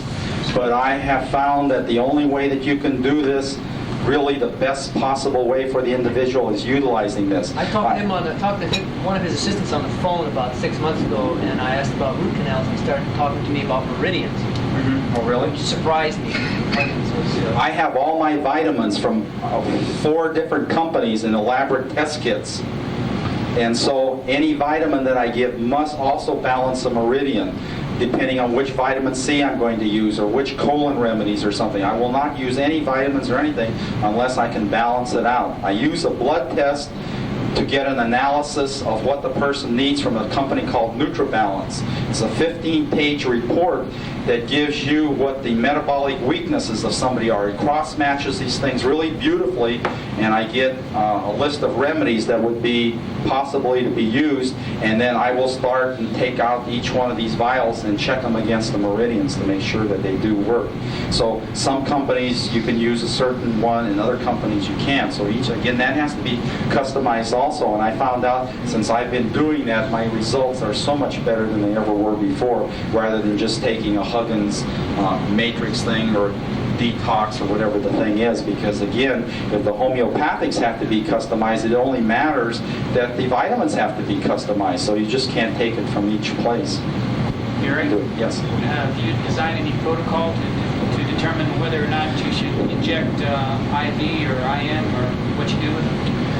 Some indications they suggest anything from sub-Q to IV.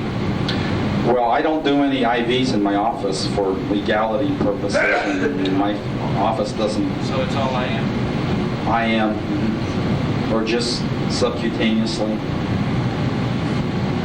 So I don't have like a cookbook thing to tell you to take this or take that. I just rely on my acupuncture unit so much that I just, like as an entero person, you just can't tell somebody to use this, this, and this. It's just, you got to customize it.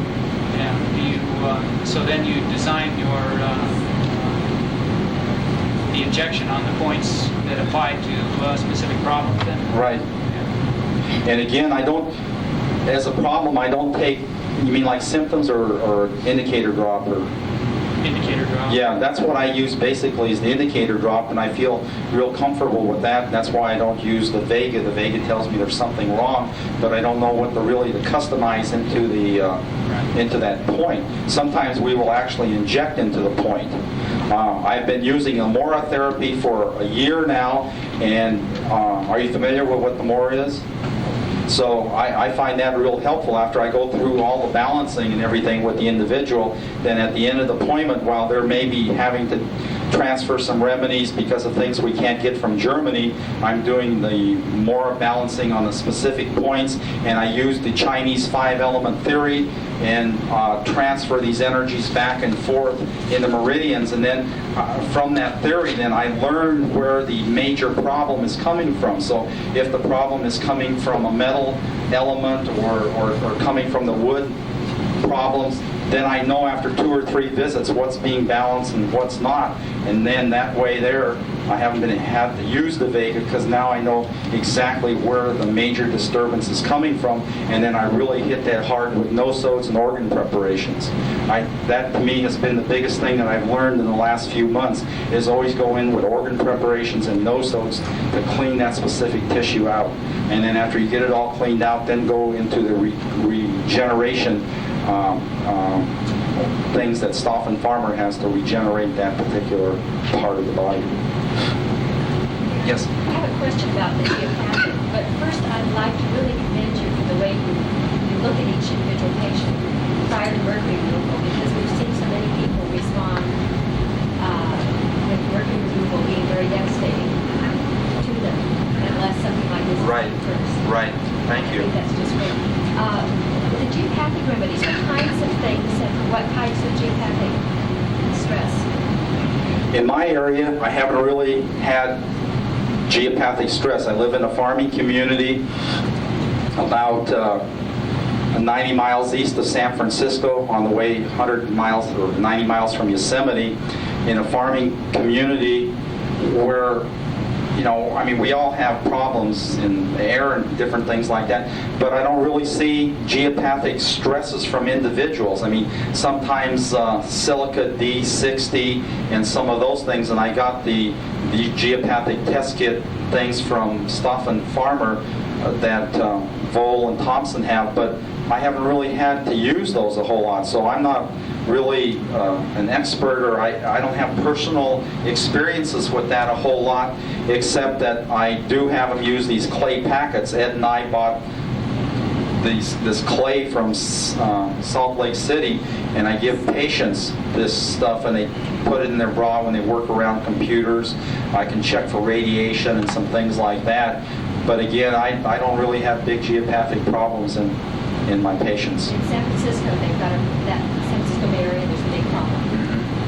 I have 4 healed books. They're having made a concerted effort to bring their brand of homeopathy into the United States, and they're short of books. They're having problems getting them from Germany, but everyone should have one of these. So the people that are from furthest away and don't have ready access to this country, if you're an American, you can just write to them and get one, and they'll send you one. But the fellows are from out of towns, more or less. Let me give you one of these. And they have that in various languages. I know when I was in Baden-Baden this year, in German. they have it in Spanish? Yeah. In Mexican. How's that different from Spanish? This is the pronunciation. Okay. Are there any other questions? Do you ever sleep at night? Who wants one? I get by on about 4 or 5 hours of sleep. Drives my wife crazy. Everybody home? Right, Joanne? Everybody home? No, it's just go, you're going to bed with all those books, I know. I get up and run at 5:45 in the morning, and I go to bed about 1:30. But I've never been able to do that before until I got detoxing. But I've been on such a strenuous schedule for the last 2 or 3 weeks. Yesterday I woke up and my voice was starting to cough, and I've been kind of coughing today a little something. So. But the NutriBalance, you mentioned something about that for their 15-gauge evaluation or something like that. Oh, you want to know what that is? Where do you get that? Well, Metagenics. Metagenics will be here on Thursday. Tomorrow. He'll be here tomorrow, and he has a diet evaluation, and he'll tell you how to get involved with the NutriBalance report. It comes from, there's 2 physicians who have 40-some years of biological, nutritional type therapies in their office in Colorado, Montani and Schusterman, and they give lectures around this country, and they've been treating patients and putting all their stuff into the computer. And so when I get a blood test, my wife calls them up, and in a week or so we get the report back, and it tells us exactly what the person's problems are based upon what his patients are. I used to spend a lot of time analyzing these things. Now it's just real lazy. It just gets in, I get the report back, I give it to the patient, or it gets mailed to them. I have it in my office. I look at it. If they want to talk about it, we will. If not, they just come in and buy $100 worth of vitamins every month out of my office. It's good for the office, but it's good for them also. And it's a wonderful report. It lists the primary weaknesses and secondary, tertiary types of problems. It'll give you educational comments. They upgrade that thing every few months, and it's wonderful for the patients. They just love it. There's just no place. I mean, they come back from physicians always saying, my blood test is good, my blood test is good. And when they get this sucker back, boy, it's just something else. They know that they're not good. It tells them what their white blood cell count is, everything. It's such an educational thing, and it just makes the patients just run around and show their neighbors and do all kinds of wonderful things with that. And eventually comes out of the woodwork, you get these patients wanting this kind of therapies because they're not getting it anyplace else. It's a wonderful report. He'll have some examples of it. His name is Ryan Perry, and he's just a very concerned individual, and Metagenics is a good company. But they'll also give you reports from Standard Processed Products and other nutrition companies that you may wish if you like that. So I ask them for the ones that I have test kits of. That gets me focused into which files that I need to start checking with the person. Well, Metagenics, you can buy one from them, and Systemic Formulas, you can buy one from them. Allergy Research, I make my own, and then BioPharm and other companies with herbs and stuff, I make my own kits because I line them up again, like I said, by meridians. It just makes it go a lot faster. And then when we see the person every month come into our office, a few minutes before each patient, we have the slot. So say if we have a lymphatic remedy we need to use, and a circulation remedy, a urinary bladder, and a large intestine, they can go to that box and just lift them up real fast. It only take them 3 or 4 minutes. Then when the patient sits down, then I start balancing each point, and they're already balanced. Then we can lay that remedy down or pick up another one and test it to see which one. And it really speeds the process so that you can maybe see a patient every half hour and just charge them a half-hour fee rather than fumbling around and making a big deal out of it, and charging them a lot more.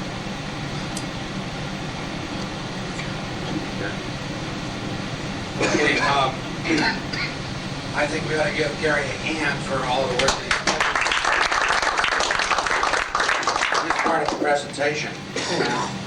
Hold that microphone a little closer to your mouth. I'm going to try to hold it inside. I have a paralyzed recurrent laryngeal nerve, and eventually I'm going to treat it. You said last year. I know, but I haven't got around to it. We got 2 more boxes of slides here, so we've probably got, we could make it 2 hours or we could make it 8 hours. It depends on how much I talk. And I'll run out before 8 hours and we'll be out of here before 8 hours. So let's try to go through all of this stuff, at least to give you an overview of kind of what we wanted to present today. Okay. Ed? Yes. I have probably about 15 or 20 minutes on this, and then I'm out of tape, so you may want to consider Yeah, it. well, you can just say stop, and I'll Okay. stop for a minute. This, of course, is a printout on the Eagleston article showing that you can modulate the immune system by taking mercury, silver mercury fillings in and out.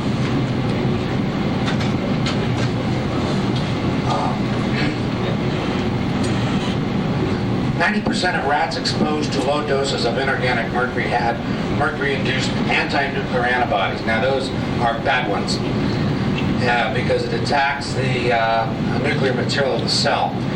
The mercury-exposed rat also has a significant decrease in mitogenic stimulation of lymphocytes. That means they're not reproducing. And increased production of migration-inhibiting factors and an immune complex kidney disease with accumulation of IgG complexes. Immune disease caused by mercury is not limited to the kidneys. Lesions are also found in the spleen, intestine, liver, lungs, heart. Mercury could cause disease regardless of the route of administration, be it inhaled, oral, intravenous, subcutaneous, percutaneous. Mercury modifies homeostasis. Autoantibodies are produced, some of which are of pathogenic significance. Evidently, none of the people at the ADA have ever read that. Subjects exposed to low dosage mercury from amalgam had lymphocyte chromosome aberrations. Now, I think that this is a real problem. I got some tapes from the Hans Brueggemann seminar that they have every year in Germany. This is about the 6th one coming up, or 7th one. And somebody was over there and they gave me all the tapes, and it was such a poor recording. The only thing that I remember hearing, and I listened to those tapes carefully through just silence and low recording levels and everything, and in German and bad translation, they said that you could repair a DNA with ultraviolet light. That's the only thing I got out of that. And I haven't been able to verify it, but I think it might be a way to treat these particular problems and safely. Therapy for mercury poisoning by membrane permeable thiol agents such as dimercaptopropanol, VAL, may protect against further neurotoxicity, but in view of the tight binding by mercury to sulfhydryl, it is unlikely that VAL can reverse existing toxicity. For these reasons, mercury may well be the most insidious of the neurotoxic metals. What we have to do, besides using the energy methods of the anti-homotoxic therapies, the nosodes, the complexes, and the organ preparations, we have to use traditional methods also, methods that have been time proven throughout the ages, and these consist and mainly of baths, and we're going to get into that in just a couple of minutes. The potent neurotoxicity of mercury as compared to other trace and heavy metals may be due to two factors. A, an extremely tight binding to SH group stability constant of the that's mercurous sulfide is 10 to the minus 50. So I guess that's pretty tight. And B, and I think I'll take their word for it. And unimpeded access to the intracellular compartment. Metals with similar high affinities for SH groups, such as cupric ion, are much less neurotoxic because they do not have easy access to the intraneuronal space.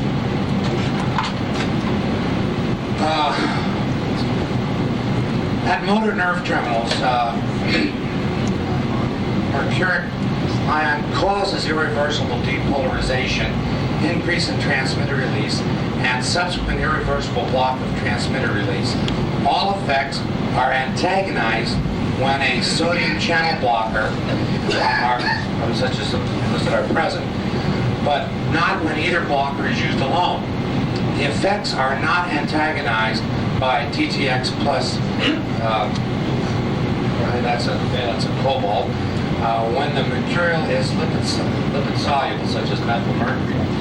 This indicates that the neurotoxicity action of the mercuric ion is at the intracellular site, and that entry is gained through both sodium and calcium channels. This is in the neuron. The results suggest that metals inhibit transmitter release at either the calcium channel or at the release site, but that irreversible toxicity is due to an intracellular action, possibly involving sulfidal groups. Therapy for mercury poisoning by membrane permeable thiol agents such as BAL may protect against further neurotoxicity, but in view of the tight binding by mercury to sulfhydryl, it is unlikely that BAL can reverse existing toxicity. Oh, I already had this one. This is doing its slide. Pardon me. In reading Robert O. Becker's book, after I read this part of Maxwell's chapter on Maxwell's silver hammer, I gave him a call. Let me read this here first. Alan Fry found that an effect on the blood-brain barrier, the cellular gateway by which specialized capillaries strictly limit the molecules admitted to the delicate nerve cell's environment. Even at power densities as low as 30 microwatts, microwaves pulsed at an extremely low frequency loosen this control. Now, these are definitely in the range of those energies generated by amalgams and dissimilar metals. We're talking nanowatts, and if you're going to measure with the amalgameter, you're talking voltages of 1,000 times greater than the microwatts. We're talking about milliwatts. Now, when you have that kind of electricity generated in the teeth, which are only a couple of inches from the base of the brain and the blood-brain barrier, the dura, you'll find out that we've got a real problem here. Not only are we putting the electricity in there to cause the increased permeability of the barrier, but we're also putting a toxin in there so it can get right to the place where it goes. Since some barrier changes occur in response to stress and mood shifts, this could be either a cause or result of the stress response, or an unrelated effect of pulse microwaves. It can be pulsed any kind of electrical wave. In any case, since the blood-brain barrier is the central nervous system's last and most critical defense against toxins, we must consider this increased permeability a grave hazard until proven otherwise. For this reason alone, we shouldn't be using that toxic stuff. For this one alone. And may God forgive us. It has long been known that chemical contaminants will cause a suppression of the immune system. It doesn't make any difference what they are. They're overburdening the system. And it responds by some areas being stimulated, some being depressed, but in Maine it's depressed. Between 1965 and 1978, over 4 million distinctive chemical compounds have been reported in the scientific literature, approximately 6,000 per week. Of these, about 55,000 are now in commercial production.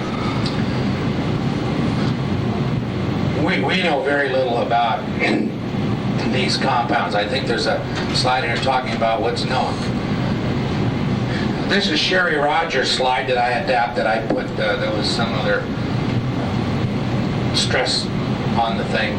But this is a concept that we have to think about as far as what we're doing in the mouth, as far as the total stress load. Everything that the dentist does constitutes a stress reaction to the patient. Now, he's suffering from stress when he has dental caries or he has periodontal problem. These are microbial. We're just changing one thing for another. Still stress. I don't know if anyone's come up with a unified field theory of stress basing upon giving certain stress a unit value and just look at it that way and everything. We just summate everything. Say you got 222 billion stressors, and we're going to reduce that by half so that you should eliminate your symptoms. Maybe someday we'll get to that. But what we have here is dentistry contributing to that. Dentistry is a constant foreign body reaction for that immune system, for that patient. This is Bill Ray's, who's a clinical ecologist. This is his idea about the barrel, where you keep adding the various kinds of stressors in there, chemical, electrical, whatever, and pretty soon it overflows and you have what he calls an allergic reaction, where you can have a collapse too. You can have autoimmune kind of thing. You can have the patient really fall apart. And of course, dental medicaments are placed on that ground system. In the body, when you place a medicament, let's say on a wound in the skin or the leg or somewhere else, the body will usually try to get rid of it, but when you take and put that medicament on the tooth and you seal it in there with a metallic thing, you've got a problem. Now, Juan sent me some slides, some tapes on with Bill Koo talking about calophyllum, which is the oil of cloves. And that's in many of the dental preparations. And he was talking about the times that he was a surgeon, and he couldn't recall how many breasts that he had removed from women with breast cancer. And he said, and he's been practicing electroacupuncture, homeopathic medicine probably for about 15 years now.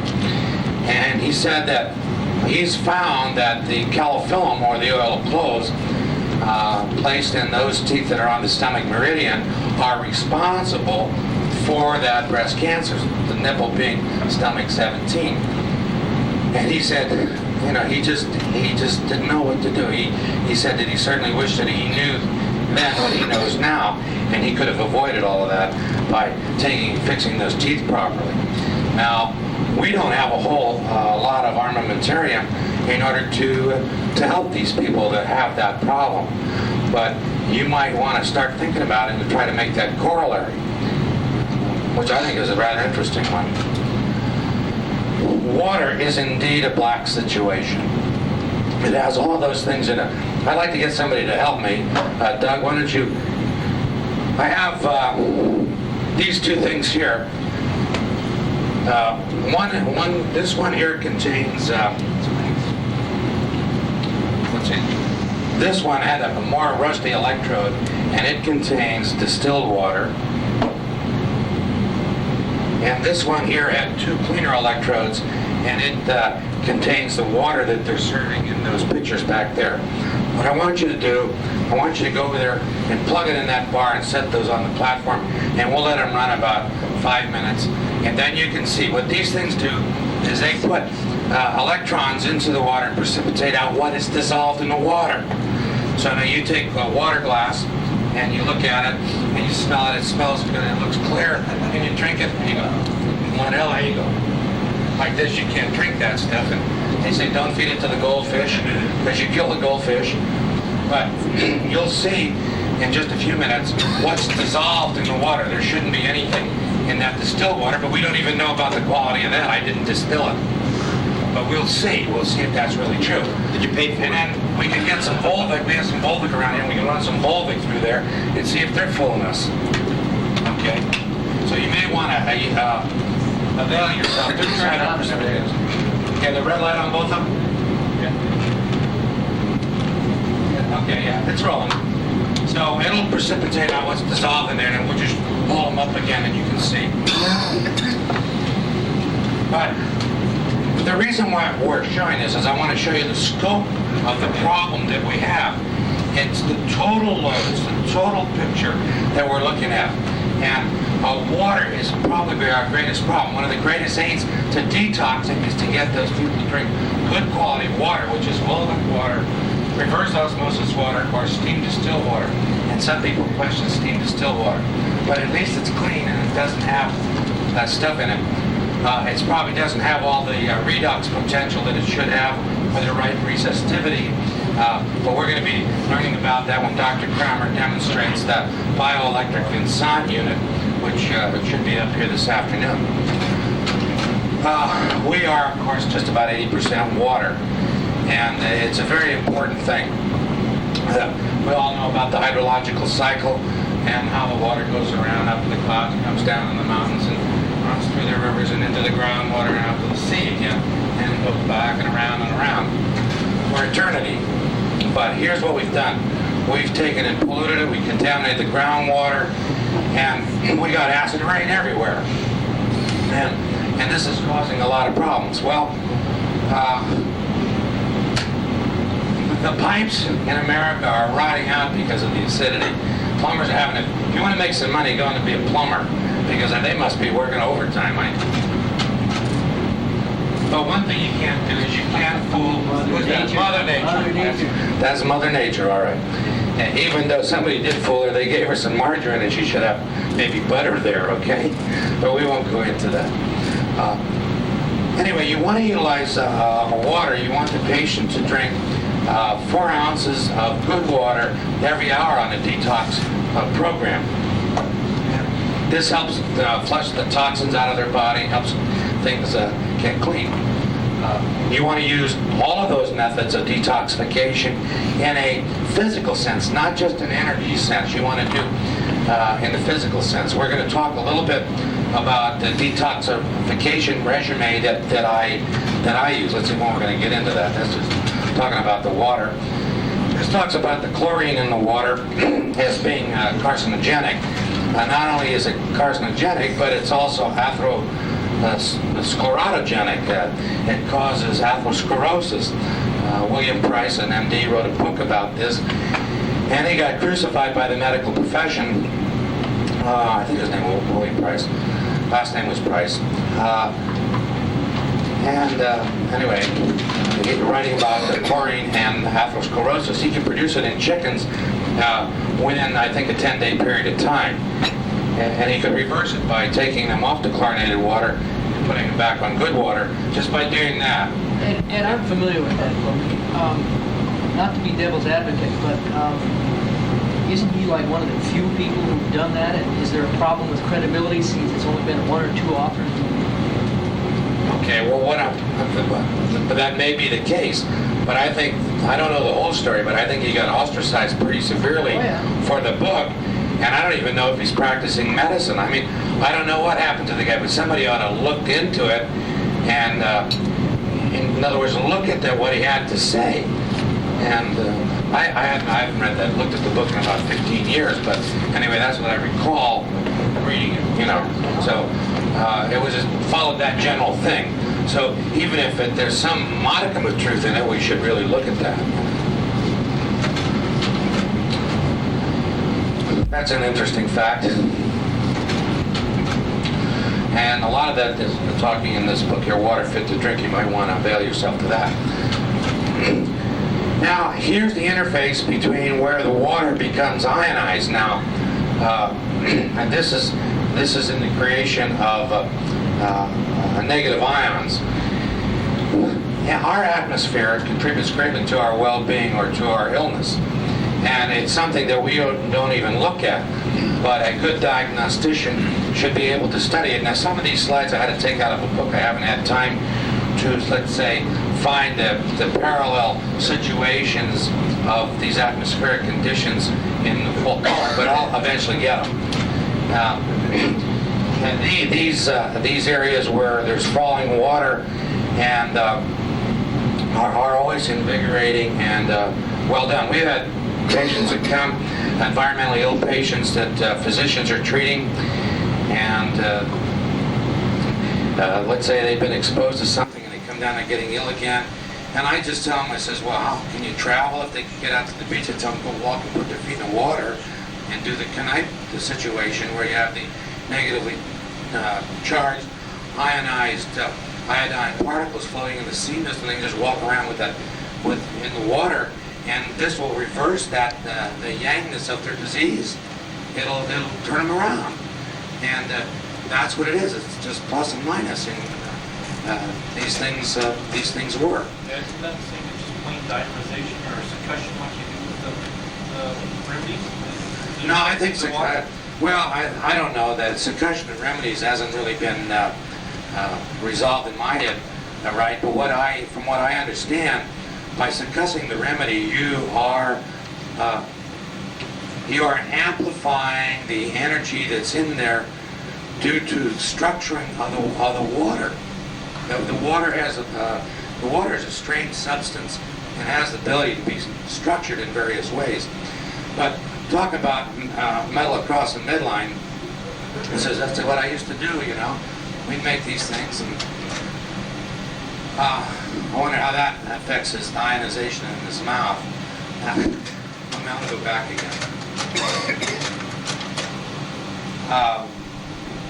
From the homeopathic provings, we know that gold increases the possibility, or toxic gold in the body brings on cardiovascular problems, melancholy, and also suicidal depression.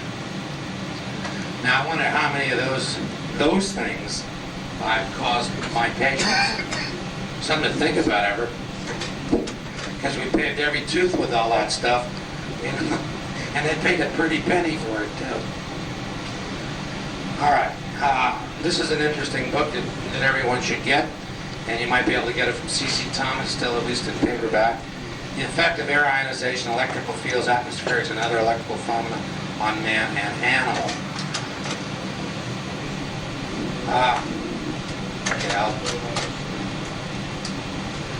Temperature, humidity, atmospheric pressure, electrostatic fields. As little as a 20 microvolt electrostatic field will detrimentally change a behavior. And 20 microvolts is nothing. You can't feel that, and you can walk across it. I don't even think you can kick up static on it. Can you imagine what's happening to you in a casino? They probably got you so dampened out that you couldn't possibly, you can't think right, or what all in those places. But temperature, humidity, air motion, air pressure, oxygen, partial pressure, radiant energy, gravity, mechanical vibrations, air ion, electrical fields, magnetic fields, and geopathic ley lines and disturbances. It should be on that. And all of these enter into the illness picture, and we don't even look at those. When air pressure falls, the number of positive ions increases because the friction between the newly arriving weather fronts and the air available is in a given place. Let me see if I can sharpen that up. Produces static electricity. When the air is wet, this electricity will be discharged in the form of lightning. But when the air is dry, the electrical charge permeates the air with the speed of light and brings about a series of serotonin ailments 1 or 2 days before the arrival of the evil winds in about 30% of the population. Now, I don't think this is the same 30% of the population that's affected by electromagnetics. It may be a different population. No one I know has studied that particular problem. But everyone knows about the Sirocco winds, the Santa Ana winds, and the phones in Switzerland and Germany, at least on the southern side. Every inspiration carries ions into our lungs, whereas normal oxygen is taken up by the red blood corpuscles, erythrocytes. Oxygen ions are taken up by the blood platelets and carried through the body. The thrombocytes react in different ways to ionization. Positive ions induce them to release their allergy-producing hormone called serotonin. Negative ions inhibit serotonin release and promote its breakdown. Somebody had told me one time that the way that the corpuscles travel through the capillaries, which are actually less than 1 corpuscle in diameter, is that they're negatively charged and they repel each other, and that produces the motion.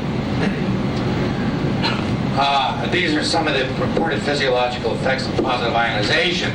It inhibits growth of tissue cell cultures, increases respiration rate, increased basal metabolism, increased blood pressure, produce headaches, fatigue, nausea, produce nasal obstruction, sore throat, dizziness, increased skin temperature, depress the rate of cellular activity, increased muscle connexia, altered alpha wave at EEG, reduce succinate oxidase activity in the adrenals, and increase the blood level of 5-hydroxytryptamine.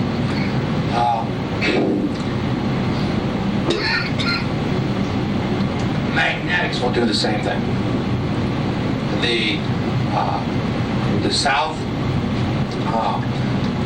south pole of the magnetic field will produce the same thing, whereas the north pole will produce it just like the negative ions.